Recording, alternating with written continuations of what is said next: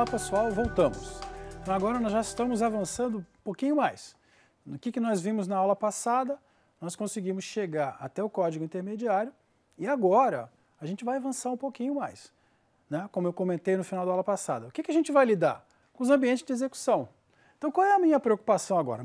Nossa, né? Qual é a nossa preocupação agora? Eu tenho que pensar em termos de memória. Quanto de memória eu vou gastar? Onde vai ficar o código? Onde ficam as variáveis? Eu posso misturar tudo? Qual que é a vantagem ou desvantagem de se fazer isso? Não é? Normalmente a gente não faz isso, inclusive é algo que vocês estudaram em engenharia de software, a gente tem que evitar esse tipo de mistura. Agora, existem algumas coisas importantes aqui, olha. O meu ambiente de execução tem a ver com a definição da linguagem de programação. Então vocês lembram que já desde a primeira aula nós já conversamos um pouco sobre essa questão de que existem diferentes linguagens ou diferentes visões do que uma linguagem pode representar. Então agora vale um pouco a pena a gente recuperar um pouco isso. Em que medida? Eu vou lembrar que existem ambientes de execução estáticos. O que isso significa? Isso significa que nesse tipo de linguagem eu não tenho, por exemplo, alocação de dinâmica, né? Eu não tenho um malloc no C, eu não vou fazer um nil no Java. Eu não posso fazer isso nessas linguagens, porque eu não posso alocar memória dinamicamente. Por outro lado, tem esses ambientes de execução que são definidos para linguagens que são baseadas em pilhas, algo como Algol, Pascal, C, etc., até chegar no Java e outras linguagens mais. Então, cada um desses ambientes, ele traz intrinsecamente características que foram definidas para a linguagem. Então, mesmo que eu tenha linguagens de mesmo paradigma, vou pegar um outro exemplo aqui. Se eu pegar uma linguagem como C e uma linguagem como Pascal, eu vou ter características diferentes. E não são só sintáticas, né? Então, na definição original do C, por exemplo, eu posso criar ponteiros, por exemplo, para qualquer área.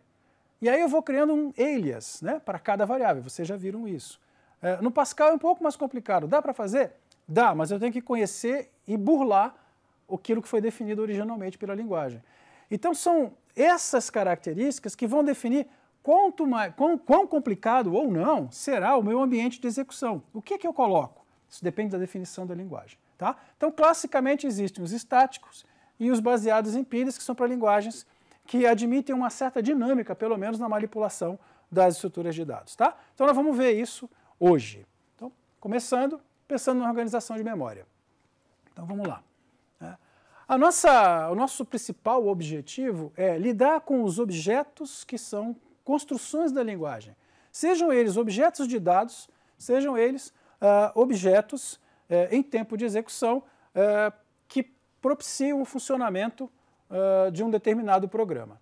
Então, o nosso ambiente em tempo de execução, ele vai se constituir também, lembra isso aqui, em tempo de execução, né? Ele vai se constituir também daqueles elementos sintáticos que a linguagem provê. Então, vamos pensar numa coisa assim. Se eu estou brincando numa programação com uma linguagem como C ou Java, eu vou ter lá um print alguma coisa, por exemplo, um print ln. Né? O que é o print ln? A função de impressão. Ok, mas não é o programador que define.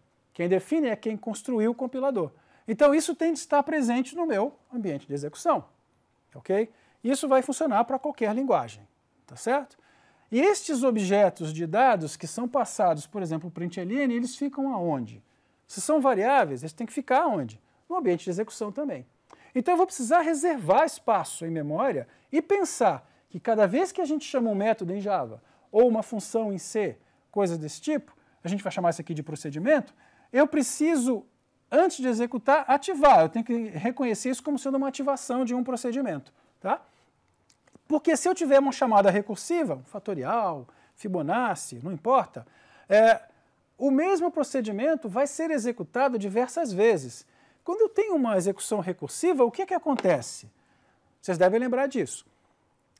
Eu vou ter um novo ambiente em que aquelas mesmas variáveis que foram criadas e usadas numa ativação anterior, por exemplo, o fatorial de 5, o valor da variável do parâmetro é 5, mas o fatorial é definido como sendo o quê? 5 vezes o fatorial de 4. Então, na nova ativação, aquele valor do parâmetro não é mais 5, é 4. O que significa isso? Eu vou ter de replicar isso, né? Então eu vou ter de reconstruir esse meu ambiente de execução considerando esses elementos que estão mudando de valor sem perder os valores anteriores. Ok? Então essa é uma questão importante para nós. Tá? Bom, a nossa representação aqui em tempo de execução, ela é determinada pelo tipo. Onde a gente tira isso? É isso aí, tabela de símbolos. Frequentemente, né, os nossos elementos eles podem ser, usualmente, né, inteiros ou reais, elementos numéricos. Muitas vezes você pode tratar também, se interessar, né, com valores complexos ou coisa desse tipo. Mas esse é o tipo mais comum de fato. Né? E a gente, em geral, usa aquilo que a máquina-alvo tem. Então, se a gente pegar, por exemplo, o Intel, tá, o i7, né? Como é que funciona um ponto flutuante no i7, que é o que a gente vai chamar aqui de real? Né? Como é que funciona? Qual é a caracterização dele? Quantos bits ele usa? E por aí vai. Essas coisas todas são importantes para nós na hora de gerar esse código aqui. Tá? E na hora de mapear o funcionamento durante a execução do meu programa. Bom, então o nosso compilador vai organizar esse espaço. Então ele vai reservar espaço para variáveis, só lembrando, como que eu sei qual é o tamanho que uma variável vai ocupar? Pelo tipo. Exatamente isso pelo tipo. E onde está o tipo? Na tabela de símbolos. Então, consultando a tabela de símbolos, eu sou capaz de saber qual é o tamanho da minha variável. E se eu usar uma tabela de símbolos de maneira adequada, eu sei onde ela vai começar e sei até onde ela vai. Qual é o tamanho que ela vai ocupar, ou seja, a próxima variável estará naquele endereço mais o tamanho da minha variável. Tudo bem? Então essa aqui é a ideia até aqui. Bom, então eu vou ter, que tipo de divisão eu vou ter? Eu vou ter as instruções e eu vou ter os dados. Só que os dados, eles podem variar de posição. Por exemplo, isso que a gente acabou de comentar. Eu faço uma chamada de rotina, né, um procedimento qualquer, ele vai ter dados locais. Onde ficam esses dados locais? No mesmo lugar que os dados, por exemplo, globais, que um programa difunde entre todas as outras características e elementos sintáticos? Certamente não. Né? Então a gente começa a perceber que é necessário separar, primeiro, instruções e código em alguma área e dados em alguma outra área, pensando que os subprogramas também ficarão reservados em outro local, independentemente se eu estou trabalhando com uma linguagem que é estática ou dinâmica. Tá? As instruções vão surgir de maneira semelhante do código intermediário ou até código final daqui e o acesso à tabela de símbolos. Tá?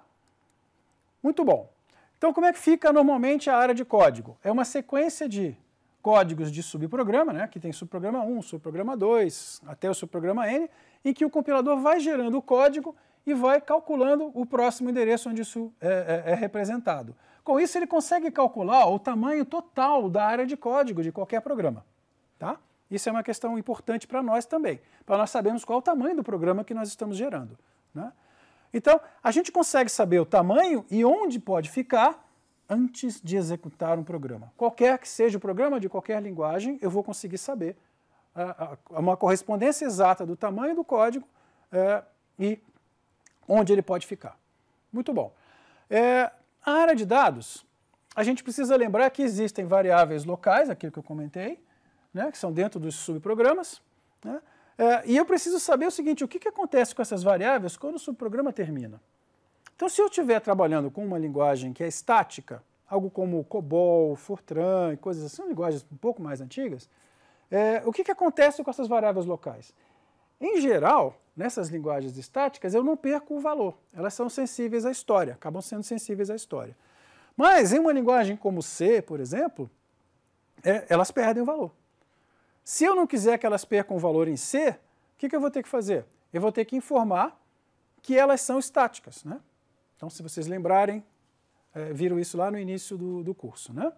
Bom, o subprograma pode referenciar ou não a variáveis não locais, ou seja, não são dele, pode referenciar ou não. Depende da linguagem, depende daquilo que foi colocado na linguagem. E uma definição sintática, olha que coisa interessante aqui. Uma definição sintática que indica se um subprograma pode ou não acessar uma variável que não é dele, que é estática, e é de um outro elemento, pode ser permitido ou não pela sintaxe. Embora, em posições de memória, eu possa acessar o que eu quiser. Então, Isso influencia a semântica que a linguagem vai ter em tempo de execução. Tá ok? Essa é outra questão importante aqui.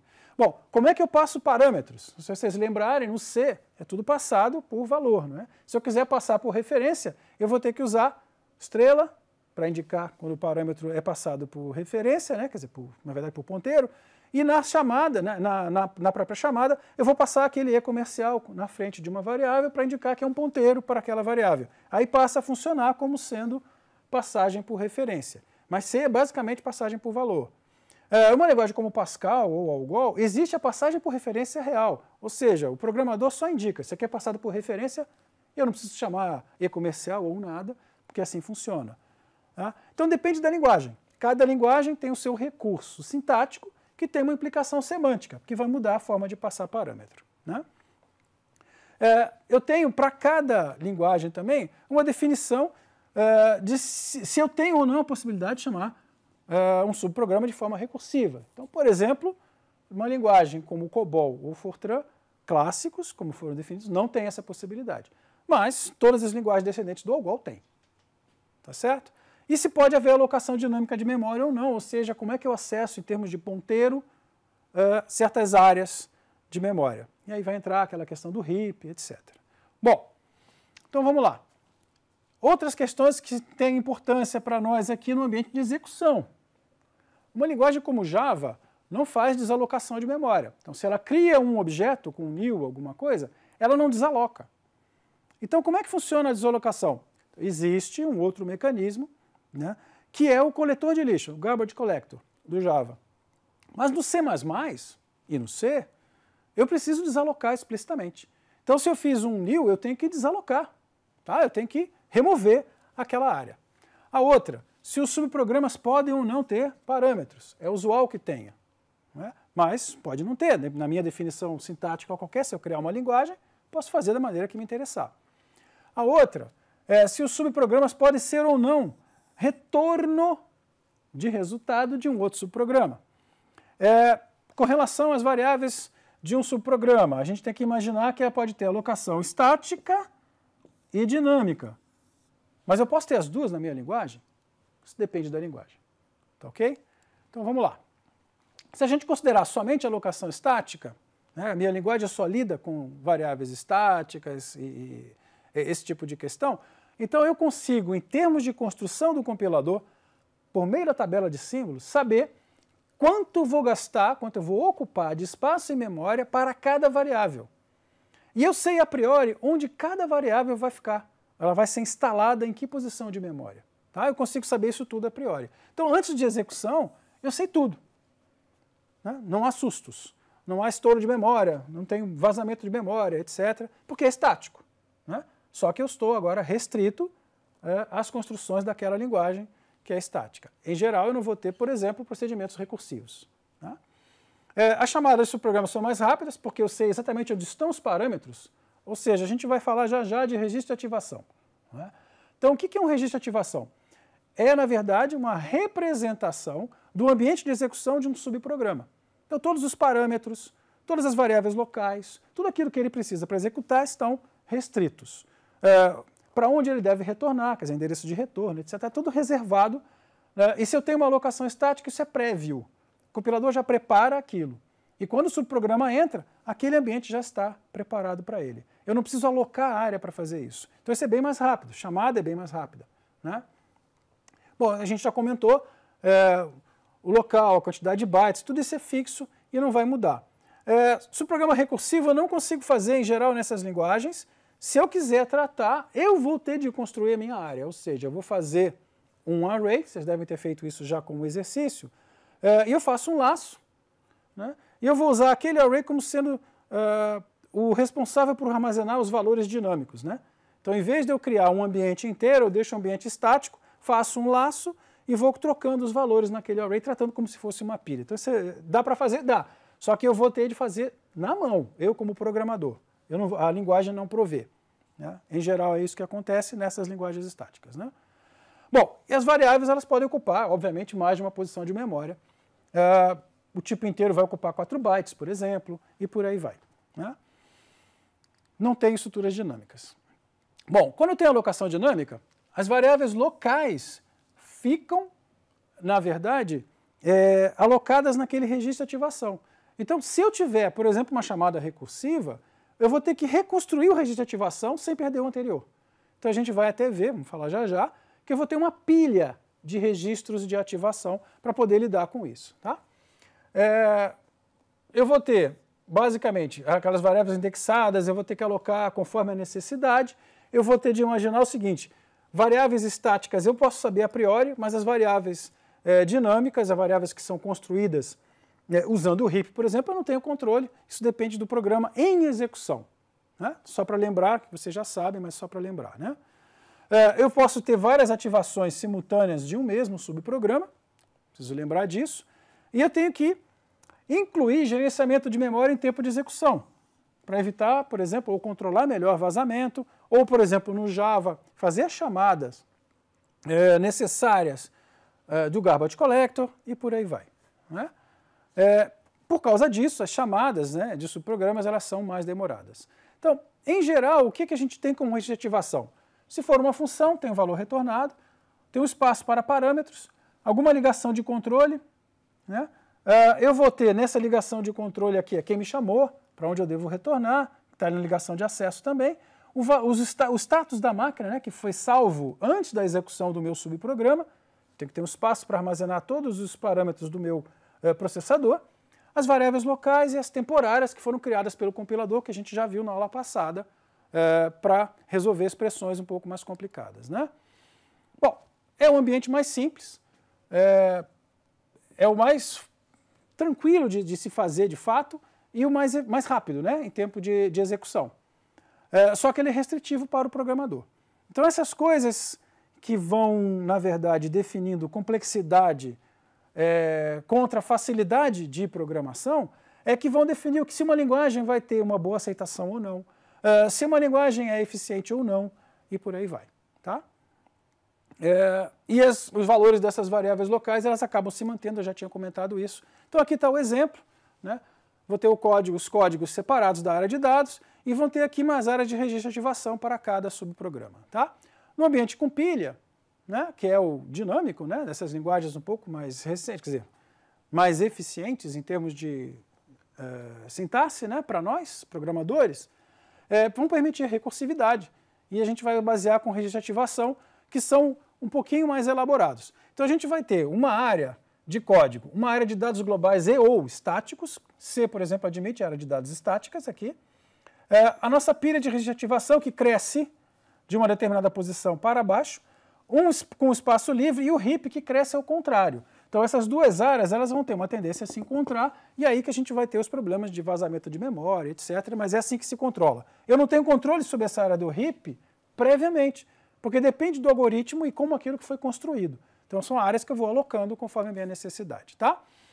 Então o programa é chamado, a primeira coisa que a gente faz é acrescentar aqui o registro de ativação dele. Né? Então, quando o meu programa retorna, o meu subprograma retorna, eu vou ter que desempilhar esse registro de ativação. Quer dizer, quando ele acaba, eu desempilho. Tá? E a área de heap é utilizada para alocação dinâmica. Então, quando o subprograma é chamado, a gente cria o registro de ativação dele aqui, na nossa pilha, né, de registro de ativação. O subprograma que chamou o nosso subprograma ele é interrompido e o código de execução passa a ser o código apontado, definido para aquele subprograma que lá está. Tá, ok? Bom, a gente inclui aqui as variáveis locais, aquilo tudo que a gente já tinha comentado antes. Tá? Quando a gente termina a execução do subprograma, então, a gente vai ter que eliminar da pilha o registro de ativação do programa que acabou de terminar, né, do subprograma que acabou de terminar, e retorna para o endereço correto do contador de programa, né, o program counter adequado. E as variáveis locais, tudo aquilo que eu tinha e que foi definido aqui dentro, se perde. Tá? Então ela não é sensível à história. Se eu quiser variável sensível à história, eu tenho que ter, de alguma maneira, jogar isso para a área de dados estáticos. Então, numa linguagem como C++, eu poderia fazer isso usando o estático, né? Static. Né?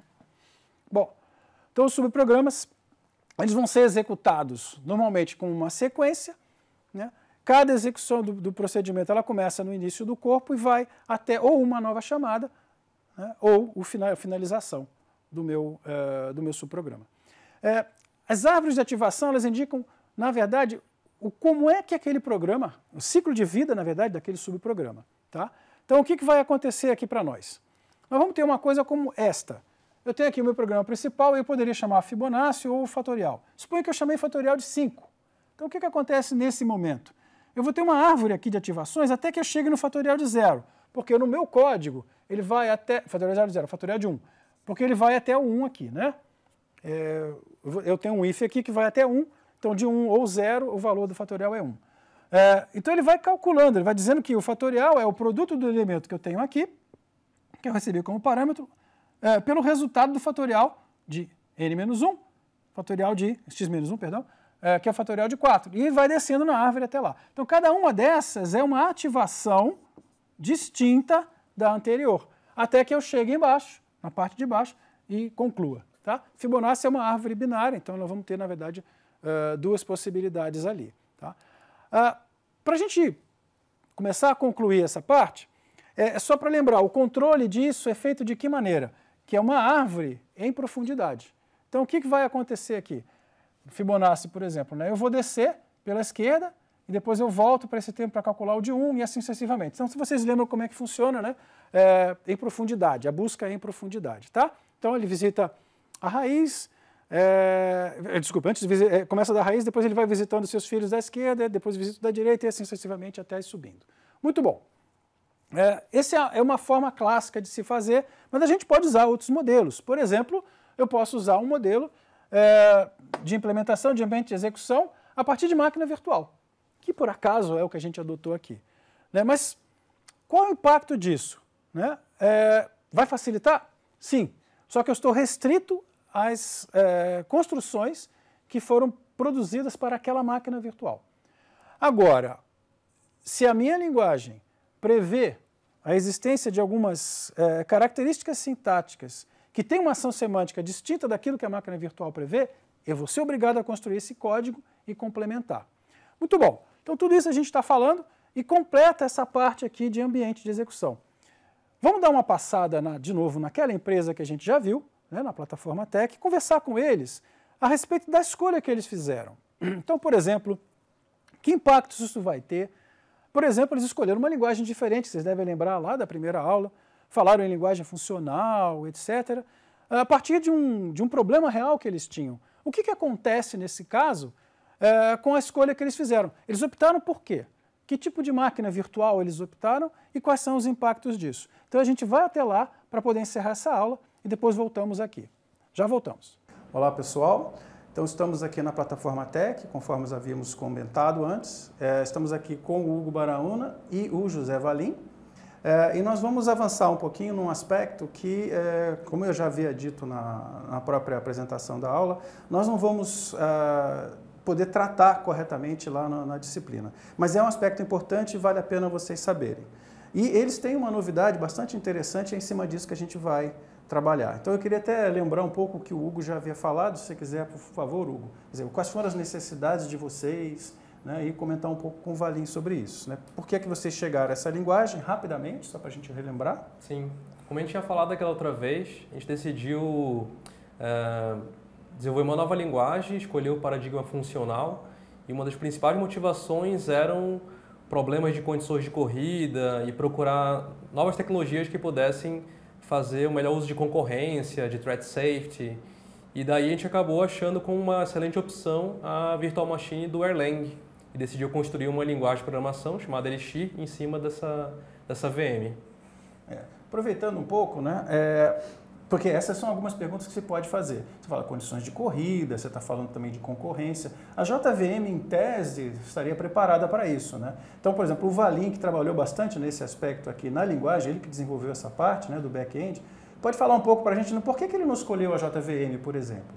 Bom, um dos motivos de nós termos escolhido a máquina virtual do Erlang, a Erlang VM, tem a ver exatamente pelo como ela foi criada e o motivo que levou a Ericsson a criar essa tecnologia. Então, se a gente voltar 3 décadas atrás, talvez um pouquinho mais, o que é a Ericsson? A Ericsson é uma empresa de telecomunicação. E o problema que eles tinham que resolver nessa época, eles tinham que construir switches telefônicos. Switches que Por exemplo, tem pessoas comunicando no telefone no mundo todo, certo?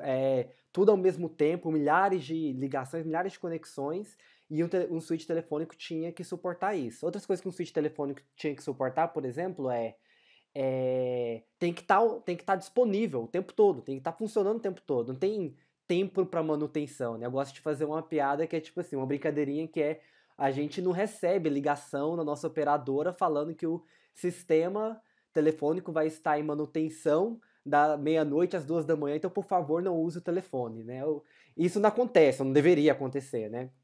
Então eles tinham esse problema para resolver, aí eles colocaram os engenheiros, os cientistas lá para trabalhar exatamente na máquina virtual do Erlang. E as propriedades que eles resolveram focar olha, concorrência, precisa de concorrência. Por quê? Porque tem um monte de gente que está comunicando, usando o telefone ao mesmo tempo, esse switch telefone tem que conseguir trabalhar com todo esse tipo de informação. Então, o nível de concorrência muito alto. Aí eles pensaram, qual que é a melhor forma de fazer isso? A outra coisa que eles pensaram é exatamente o negócio o sistema ele tem que ser tolerante a falhas. Se algo dá errado no sistema, o sistema ele tem que saber se curar, digamos, tem que saber voltar no estado que funciona. Por quê? Porque, por exemplo, você vai ter um país como o Brasil, a cobertura telefônica, né? Existem áreas que são distantes. E se você tiver problemas no switch telefônico e tal, é muito custoso mandar alguma pessoa numa área dessa, por exemplo, para fazer qualquer tipo de correção.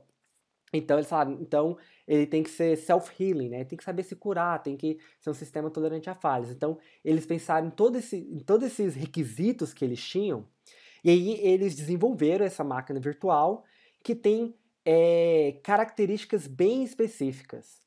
Então, por exemplo, comparado com a máquina virtual do Java, por exemplo, ela é uma máquina virtual mais restrita. Tem coisas que você realmente não consegue fazer na máquina virtual do Erlang. A gente pode falar sobre isso depois. Mas o modelo em particular, então, só para a gente falar um pouquinho mais, então, como que é esse modelo, né? Que eu falei, nossa, é um modelo diferente para resolver esse tipo de problema, né? E qual que é esse modelo, então, né? É um modelo em que a gente escreve o software como diversas entidades isoladas que são bem baratas, assim, a gente pode criar realmente milhões dessas entidades que são isoladas e elas se comunicam o tempo todo, elas estão o tempo todo se comunicando dentro do seu próprio software, e isso dá propriedades interessantes como concorrência, porque a gente tem várias entidades pequenininhas isoladas e elas estão todas rodando ao mesmo tempo, a gente já pega a concorrência daí. E como elas são isoladas, quando uma delas falha, não afeta as outras. Então, a gente consegue tratar erros, falhas de forma bem mais isolada. Então, esse é o modelo inicial. Inclusive, quando eles desenvolveram isso, hoje na literatura, ele é conhecido como o modelo de atores. Mas quando eles desenvolveram, os engenheiros da Ericsson, eles não sabiam que era chamado isso. Eles desenvolveram isso por sua conta própria, né? Mas hoje a conclusão é que é um modelo de atores. E é nisso que a máquina virtual do Erlang é baseada e está realmente pronta a resolver esses desafios que vocês mencionaram anteriormente. Eu queria até aproveitar e falar uma coisa para os alunos, né, em particular, é que vocês já viram alguma coisa de programação concorrente, etc. E certamente o professor já falou desse Actor Model, né, que é aquilo que o Valim acabou de comentar com vocês, e que levou muito tempo para se tornar algo um pouco mais pragmático ou prático em termos de linguagem de programação. E essas linguagens mais modernas é que estão trazendo isso para nós agora. E uma delas é justamente essa do Elixir que a gente está comentando aqui com vocês agora. Então, algumas coisas que vocês puderam aproveitar, aproveitando que o Valim está aqui também, dessa linguagem que o Actor Model propiciou para vocês. Quer dizer, que tipo de construção, que a gente pode chamar até de sintática, que tornou mais fácil a programação que vocês aproveitaram? Tem uma feature em particular, uma construção do modelo de atores que, para mim, foi um dos principais motivos que a gente levou a considerar a máquina virtual do Erlang na hora de fazer o design do Elixir, que é o seguinte: porque hoje, se você pega as novas linguagens que apareceram, tipo Swift da Apple, F# da Microsoft, Go do Google, Rush da Mozilla, essas linguagens mais recentes, todas elas têm um foco em concorrência.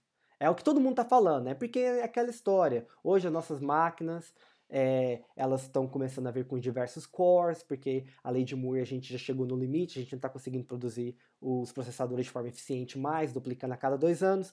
Então, a gente está nesse momento que as máquinas têm vários cores. Então, está todo mundo falando de concorrência, todo mundo fala, as novas linguagens de programação, todo mundo está preocupado. Mas o modelo de atores, ele não é apenas para concorrência. Porque imagina que você escreve o software, igual a plataforma Tech, a gente escreve o sistema que está rodando em produção. E aí a gente começa a estar rodando, uma máquina só resolve o problema. Mas aí imagina que aquele produto que a gente desenvolveu, aquele serviço está começando a ficar bastante popular. Um monte de gente está usando. O que você tem que fazer? Agora você tem que levar aquela solução para 2 máquinas, 3 máquinas. Então o seu problema, que era um problema antes, que ele era um problema de concorrência, que ficava em uma máquina só, estava todo mundo trabalhando em uma máquina só, agora ele virou um problema distribuído, porque existem várias máquinas envolvidas no processo.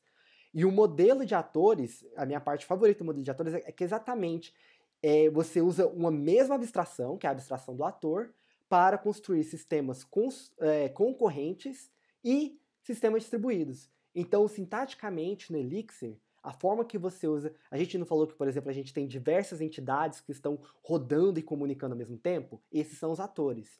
E as mesmas construções que a gente usa para os atores comunicarem em uma máquina só, que é o que dá concorrência para a gente, é a mesma construção que a gente usa para ter distribuição. É as mesmas construções a nível de sintaxe.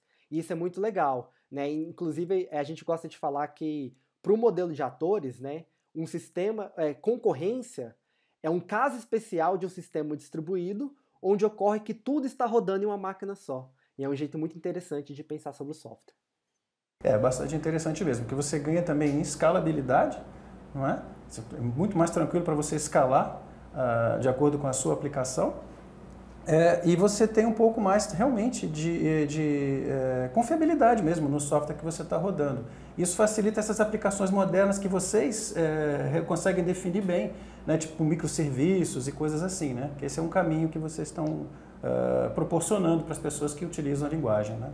Exatamente. E essa parte da escalabilidade é muito importante, exatamente que a gente tem as 2 opções. A gente pode escalar verticalmente, né, que é o lado da concorrência.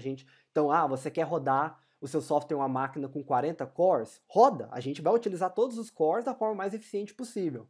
Não, eu prefiro agora escalar horizontalmente, adicionando diversas máquinas e distribuir a loja entre essas diversas máquinas. Tudo bem, sem problemas, podemos fazer isso também. Para a gente encerrar aqui, um pouco da experiência de vocês em termos de mercado, falar um pouquinho do uso dessa linguagem, né? Porque ela por incrível que pareça, parece que ela é mais usada fora do que dentro, né, do país aqui. Desde o começo, quando a gente criou o Elixir, todo o site, toda a documentação, toda a comunicação foi feita em inglês. A gente sabia que, com uma linguagem open source e todas as outras linguagens de código aberto, elas foram feitas para usar no mundo inteiro. E aí acredito que, como uma consequência natural, por ser uma tecnologia nova, o maior número de empresas que a gente viu usando foi nos Estados Unidos, porque historicamente tem sido o país early adopter em tecnologia. E daí aquilo depois foi acontecendo no resto do mundo, o Brasil inclusive. Apesar de ter sido criado no Brasil, o lugar onde a gente mais vê sendo usado é nos Estados Unidos, do ponto de vista geral. Isso trouxe uma diversificação bastante interessante. Então, por exemplo, hoje a gente tem um time que é o time de desenvolvedores que mantém a linguagem, né? E a gente tem desenvolvedores que estão nos Estados Unidos, que estão na Europa. Então, é um time um time consideravelmente diverso, né? Mas a gente também escuta também e a gente participa, palestra em eventos que estão ocorrendo no mundo todo. Então, existem eventos do Elixir no Japão, Taiwan, Austrália, aqui por volta toda da Europa e aí também nos Estados Unidos, México, Canadá, no Brasil, Argentina. Então, essa parte de focar mesmo no internacional e começar fazendo tudo em inglês realmente trouxe uma escala maior, né, de uso e de diversificação, de comunidade também. Então, acho que de minha parte eu estou satisfeito com isso. Se vocês quiserem deixar uma última palavrinha para o pessoal, lembrando que aqui é gente que vai se formar em engenharia de computação e que pode, inclusive, perceber que é possível trabalhar com isso, né? Desenvolvimento de linguagens, etc. E que há espaço, por exemplo, aqui na própria plataforma Tech, né? Vocês precisam de engenheiros também. Mas uma das coisas que é interessante também, a gente falou, nossa, tanto de cenários interessantes em que o modelo de atores, ou a máquina virtual do Erlang, ou o próprio Elixir é interessante, mas existem também cenários ou algoritmos, algumas coisas que nós queremos expressar, que a gente consegue expressar em outras linguagens e outras máquinas virtuais que não é possível. Então, por exemplo, isso ocorre por uma mistura de duas decisões que a gente tem no Elixir. A primeira é exatamente o modelo de atores que a gente falou, são entidades isoladas, pequenas rodando ao mesmo tempo, que elas não compartilham nada. E o fato de ser uma linguagem funcional significa que a gente não consegue, por exemplo, fazer mutação nas estruturas de dados. A gente não consegue mudar esses valores em memórias. Então tem alguns algoritmos, por exemplo, pega um algoritmo de grafo, por exemplo, em que você pode querer rodar em um grafo muito grande, e se você fala, olha, na verdade, toda vez que você comunica entre processos, você tem que copiar a informação, porque os processos são isolados. Ou você fala, olha, você não pode aplicar mutação em nenhuma estrutura de dados, porque é tudo funcional, esses algoritmos eles ficam bastante caros, a performance acaba sendo muito alta. Então, existem certos tipos de problemas, alguns algoritmos que realmente ele é difícil de expressar utilizando o Erlang, o Elixir, e aí geralmente a resposta é escreve em C. Aí alguém vai lá, escreve em C, você roda em uma thread do lado com o resto do sistema, mas a gente não consegue expressar nesse modelo. A gente tem todo esse processo, estudou bastante, trabalhou bastante. Então a gente tem, na verdade, que buscar os desafios e não que fugir dos desafios. E um grande exemplo, eu gosto de trabalhar aqui com vocês por isso, vocês não fogem do desafio. Vocês vieram e enfrentaram e estão vencendo os desafios. Isso é bastante importante, eu acho que é bem relevante para nós. Até se a gente pensar em termos de construção do que se faz no Brasil. Né? Porque se costuma dizer, não, no Brasil não se faz nada, só se copia. Não é verdade. Não é verdade. E aqui tem um bom exemplo. Era essa a mensagem final que eu queria passar em termos de otimismo mesmo, para esse pessoal que está para se formar aqui. Ok? Muito obrigado a vocês. Agradeço muito realmente a disponibilidade de vocês. Eu sei que eu atrapalhei bastante o dia de vocês, não só hoje, mas nos outros também. Mas eu agradeço bastante mesmo. Muito obrigado, Valim. Muito obrigado, Hugo. Valeu, professor. Vamos voltar lá para a aula, pessoal. Bom, então a gente já reparou toda a dificuldade que eles tiveram para poder definir o ambiente. A gente reparou mais uma coisinha importante, né? Que isso tem alguns impactos em termos de desempenho. Isso é uma questão importante, ou seja, o ambiente de execução ele tem um impacto direto no desempenho do nosso programa. Tá? Então a gente com isso encerra essa aula de hoje do ambiente de execução. Estamos quase terminando essas questões básicas de controle, de compilação, e a gente vai agora, encerrando a aula de hoje, nós vamos nos preparar para a próxima, que é geração de código e noções de otimização. Tá, ok? Não esqueçam de fazer os exercícios. Lembre-se que nós já estamos no penúltimo encontro e vocês têm um compilador para terminar. Muito obrigado e até a próxima.